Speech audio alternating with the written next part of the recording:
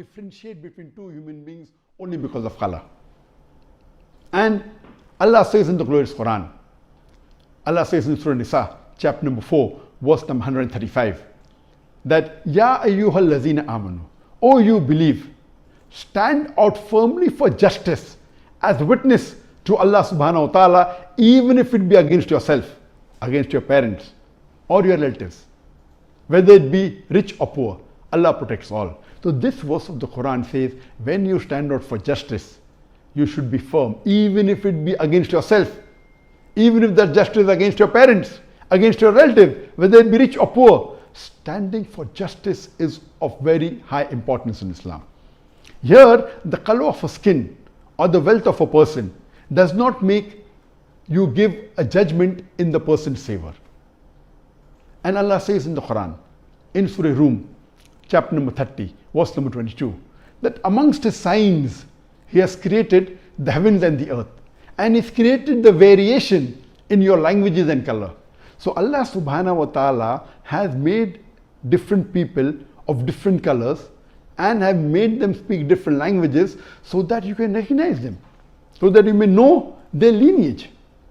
It is not to oppress one person over the other, but it is for recognition, so that you may recognize each other, not that you may despise each other. And Islam, besides being anti-racist, it practically demonstrates universal brotherhood in various aspects of life. And the best example I can give you is Hajj. In Islam, the fifth pillar of Islam is Hajj. Every Muslim who has the means and the health and the wealth to perform Hajj should at least perform Hajj, that is pilgrimage, to Makkah and the surrounding areas in the month of Hajj, at least once in his lifetime.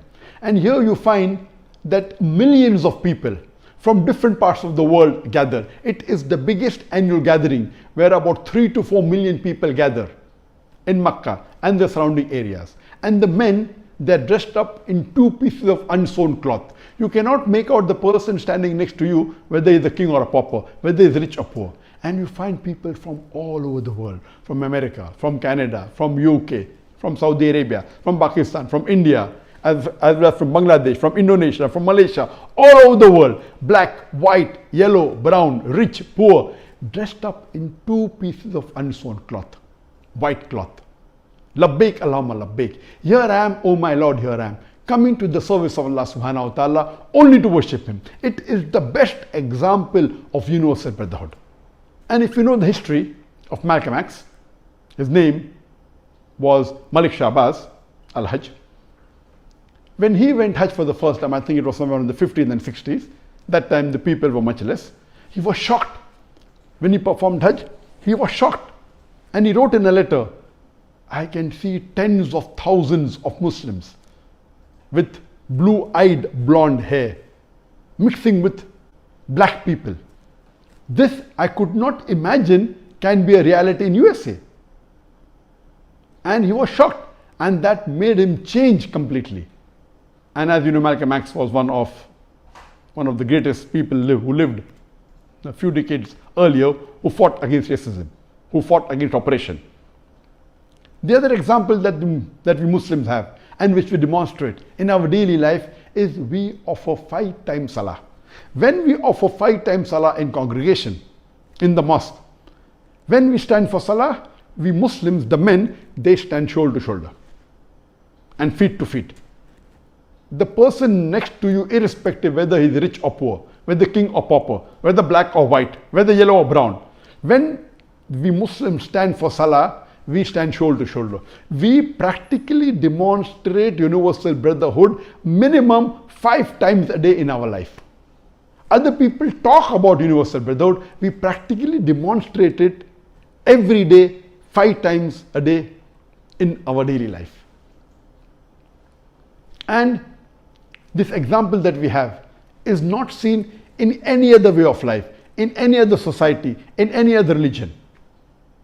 Regarding the murder that was done by a white police officer in Minneapolis, Derek Chauvin, of a black American by the name of George Floyd, is to be condemned. It was not only racism, it was not only oppression, it was murder. And in Islam, murder is the second major sin. And Allah says in the Quran, in Surah Maida, chapter number 5, verse number 32, if any person kills any other human being, unless it be for murder or for corruption in the land, it is as though he has killed the whole of humanity. Allah says in the Quran, if any human being kills any other innocent human being, it is as though he has killed the whole of humanity. And this cold-blooded murder we Muslims condemn. Furthermore, oppression is the 26th major sin in Islam. This is also prohibited. This is nothing but oppression and injustice. And injustice is also a major sin in Islam. We Muslims support the black community throughout the world. And the cry of George Floyd, please, I cannot breathe, please don't kill me, in the video recording when the white policeman is throttling him with his knee for more than 8 minutes, will remain in our mind, will always come up whenever there is an act of racism or oppression done to any human being.